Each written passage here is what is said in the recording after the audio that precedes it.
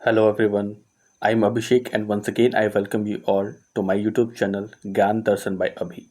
तो आज के इस वीडियो में हम लोग बीपीएससी मेन सीरीज़ का शुरुआत करने वाले हैं और इस सीरीज़ का शुरुआत हम लोग करने वाले हैं पटना कलम पेंटिंग से। ठीक है, तो हम लोग अब यहाँ पर जानने की कोशिश करेंगे पटना कलम पेंटिंग जो है वो क्या है, उसकी विशेषता क्या है, किन परिस्थितियों में यह डेवलप हुआ। ठीक है, इन सब चीज़ों को हम यहाँ पर डिटेल में समझने का कोशिश करेंगे। तो यहाँ पर कुछ एग्जांपल्स है पटना कलम पेंटिंग के जो कि हम यहाँ पर देख पा रहे हैं। जैसे कि हमें यहाँ पर पहले इमेज में एक सपेरा दिख रहा है, दूसरे इमेज में एक पानी ले जाता हुआ व्यक्ति दिख रहा है। ठीक है, सिमिलरली नेक्स्ट जो स्लाइड है हमारा, इसमें हमें जो मार्केट है, बाजार है, वहाँ का दृश्य यहाँ पे हमें देखने को मिल रहा है। ठीक है, तो यहाँ पे क्या हो रहा है कि मुख्यतः जो आम जनमानस से जुड़े हुए जो मुद्दे होते थे, यहाँ पे जो परिस्थितियाँ होती थी, उनके ऊपर ही जो पटना कलम पेंटिंग है वह पूरी तरह से कहीं ना कहीं आश्रित होता था। ठीक है, तो इसका इंट्रोडक्शन हम लोग यहाँ पे देख लेते हैं। तो पटना कलम पेंटिंग जो है उसके जो फाउंडर है वह राधा मोहन बाबू जो है उनको माना जाता है। ठीक है, Patna Kalam painting is also known as companies painting. It existed in Bihar in between 18th and 19th century. The world's first independent painting which deals exclusively with commoner and his lifestyle। ठीक है, तो यहाँ पे कह रहा है कि जो पटना कलम पेंटिंग है वो जिससे कि जो कंपनी पेंटिंग है उस नाम से भी हमें यहाँ जाना जाता है। ठीक है, तो कंपनी पेंटिंग का अर्थ ब्रिटिश से जुड़ा हुआ है, यानी ईस्ट इंडिया कंपनी से जुड़ा हुआ है। ठीक है, यह बिहार में आपका लगभग 18वीं से लेकर 19वीं सदी के बीच में प्रचलन में रहता है। थोड़ा प्रिसाइसली अगर हम लोग देखेंगे तो कह सकते हैं हम लोग इसको 1760 से लेके 1950 तक। ठीक है, वर्ल्ड फर्स्ट इंडिपेंडेंट पेंटिंग था। ठीक है, यानी विश्व का पहला जो है आपका एक इंडिपेंडेंट पेंटिंग का जो कला है यह था। ठीक है, और यह जो कला है मुख्यतः जो आम लोग हैं और उनसे उनका जो जीवन शैली है उससे जुड़ा हुआ था। ठीक है, तो जैसा कि हमने एग्जांपल देखा है पहले भी, पीछे भी, यहाँ पे भी दिख रहा है हमें। तो जो आम जो दिनचर्या होता था उससे जुड़ा हुआ जो पेंटिंग है इसमें मुख्यतः होता था। ठीक है, तो यहाँ पे दिया हुआ इसका जो मेन सब्जेक्ट्स है, विषय क्या क्या था जिससे जुड़े पेंटिंग्स हमें देखने को मिलते हैं। तो लोकल फेस्टिवल्स यानी जो लोकल त्यौहार है, सेरेमनी है, कुछ शादी ब्याह हो गया ऐसे। ठीक है, बाजार का सीन है, लोकल जो राजा है उनके दरबार का कुछ दृश्य है, एवं घरेलू कामकाज का जो दृश्य है वह भी इसमें दिखाया गया है। ठीक है, इसका जो मेन सेंटर है बिहार में वह आरा, दानापुर और पटना के आसपास में हमें देखने को मिलता है, तब जब वो डेवलप हो चुका होता है। ठीक है, पूरी तरह डेवलप होने से पहले तो यह देश के अनेक हिस्सों में यह फैलता है, लेकिन जब पूर्णतः पटना कलम जो शैली है जिसमें जो एक यूनिक जो आर्ट फॉर्म है उसमें जब ये डेवलप होता है तो उस वक्त ये मुख्यतः आरा, दानापुर और पटना के क्षेत्र में प्रचलन में होता है। ठीक है, तो अब हम इसका एक ओरिजिन या उत्पत्ति जो उसे देख लेते हैं। तो इसका जो उत्पत्ति है वह हमें कहीं ना कहीं जो मुगल काल है उस समय से देखने को मिलता है। तो जब अकबर जो है उनके दरबार में नौहर और मनोहर जो दो एक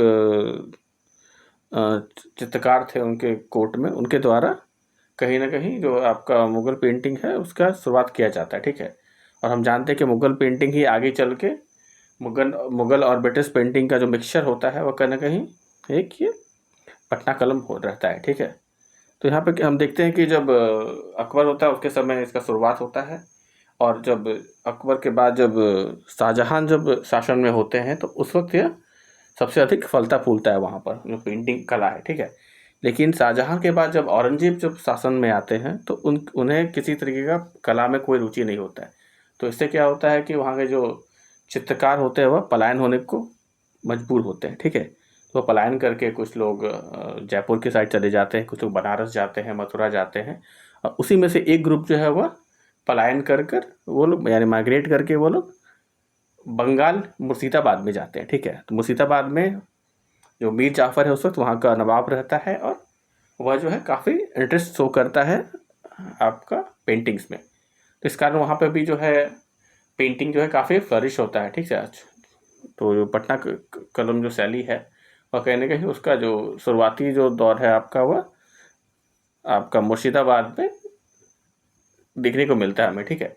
लेकिन जब मीर जाफ़र जब गद्दी से हटते और उनके बाद जब उनका बेटा जब गद्दी संभालता है तो उसे किसी प्रकार का इंटरेस्ट अगेन, जैसे औरंगजेब को उधर नहीं था, उसी प्रकार यहाँ पर उसके मीर जाफ़र के जो बेटे होते हैं उन्हें भी किसी प्रकार का इंटरेस्ट पेंटिंग में नहीं होता है। तो इस कारण क्या होता है कि वहाँ पर उन्हें फिर से पलायन करना पड़ता है और इस पर वो पलायन करके वो लोग पटना की ओर आते हैं, ठीक है। तो जब ये पटना आते हैं लगभग 18th सेंचुरी के आसपास में, ठीक है, ये लोग वहाँ से छोड़ के पटना आ जाते हैं, ठीक है। तो पटना में क्या होता है कि ये लोग वहाँ के जो लोकल रूलर होते हैं उनके पास ये लोग चले जाते हैं। जो उसके अलावा जो वहाँ जो ब्रिटिशर्स होते हैं उनके लिए भी लोग पेंटिंग्स बनाते हैं। तो कहने का ये लोग वहाँ के बाद पटना में अपने आप को स्टैब्लिश करते धीरे धीरे करके, ठीक है। तो हम लोग अब इसका देखते हैं कैरेक्टरिस्टिक्स क्या है, ठीक है। तो इसका क्या क्या लक्षण एक बार हम थोड़ा देखने की कोशिश करते हैं। तो जो प्रमुख कैरेक्टरिस्टिक्स है उसमें क्या है कि mainly miniature and made up of paper, ठीक है। तो यहाँ पे क्या होता है, मिनिएचर पेंटिंग्स जो है, यानी कि जो हम लोग जानते हैं कि जो छोटी छोटी जो पेंटिंग्स बनाए जाते हैं उस पर ये लोग बेसिकली उस तरह के जो पेंटिंग्स होते हैं उसे बनाया करते थे। उसके अलावा पेपर का इस्तेमाल किया करते थे। उस वक्त जो पेपर है वह आपका ये नेपाल से उस वक्त इम्पोर्ट किया जाता था, ठीक है। इसके अलावा कुछ आइवरी और लेदर, इसके ऊपर भी जो है आपको कुछ पेंटिंग देखने को मिलता है। इसके अलावा जो माइका है, यानी जिसे हम अब्रक बोलते हैं, उसके ऊपर भी पेंटिंग्स बनाए करते थे ये।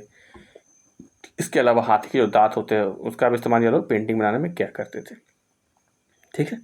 ये लोग जो पेंटिंग बनाते थे मुख्यतः वह क्या होता था, आम जो लोग होते हैं उनसे जुड़े हुए जो पेंटिंग से बनाया करते थे।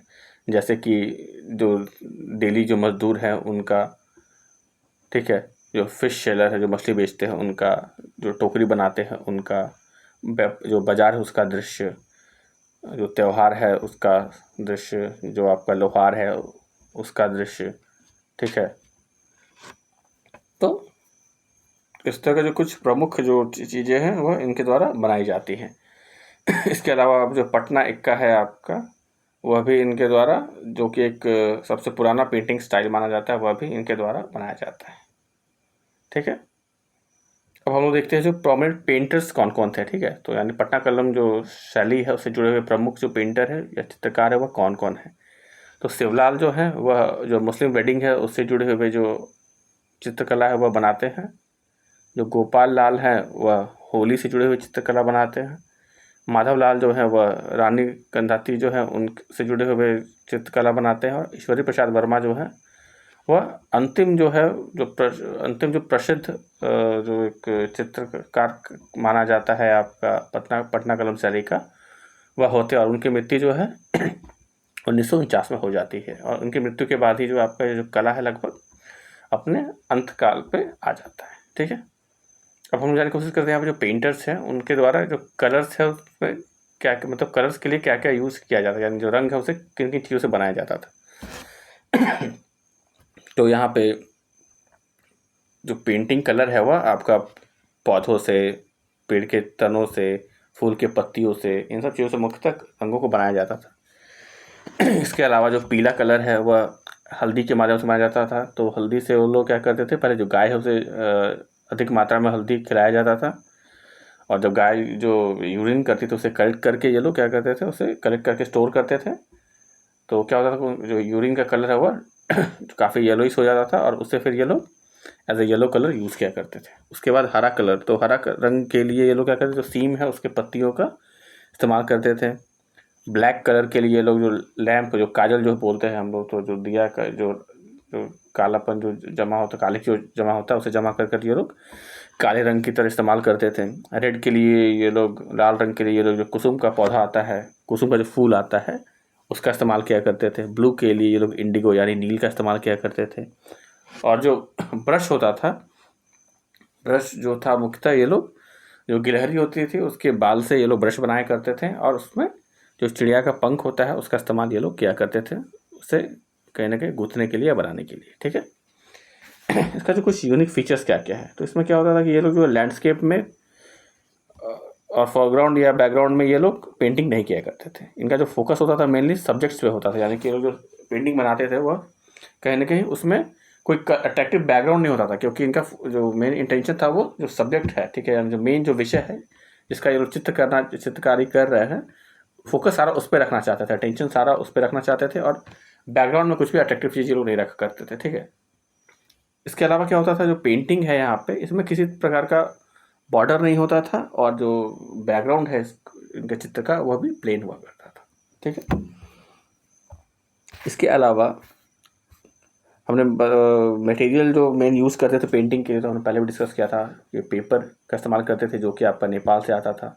माइका का इस्तेमाल करते थे, यानी अबरक जिसे बोलते हैं। हाथी का जो दांत होता है उसका भी इस्तेमाल किया करते थे। इवन छोटे छोटे हाथी के दांत के जो टुकड़े होते हैं उस पर ये लोग पेंटिंग किया करते थे, जिससे कि वेट्रेसेस के द्वारा ब्रोच के रूप में इस्तेमाल किया जाता था, ठीक है। इसके अलावा हम लोग यहाँ पर देखते हैं कि इसका डिक्लाइन का कारण क्या था, यानी कि किन कारणों की वजह से यह जो कला है वह धीरे धीरे विलुप्त होती चली गई। तो सबसे पहले क्या है, लैक ऑफ पैट्रोनेज। तो क्योंकि इन्हें एक जो आपका निरंतर जो है आपको पैट्रोनेज नहीं मिला किसी भी शासक से, क्योंकि एक से शासक से मिलता था तो उसका जो कमिंग जनरेशन है या सत्ता परिवर्तन होने के बाद क्या होता था, वह जो पैट्रोनेज है वह छिन जाया करता था, ठीक है। इसके अलावा जो कैमरा है उसका आविष्कार हो चुका था आगे चल के, तो इस वजह से भी जो लोग हैं वह पेंटिंग से दूर हटकर वो लोग कैमरा की ओर जाने लगे।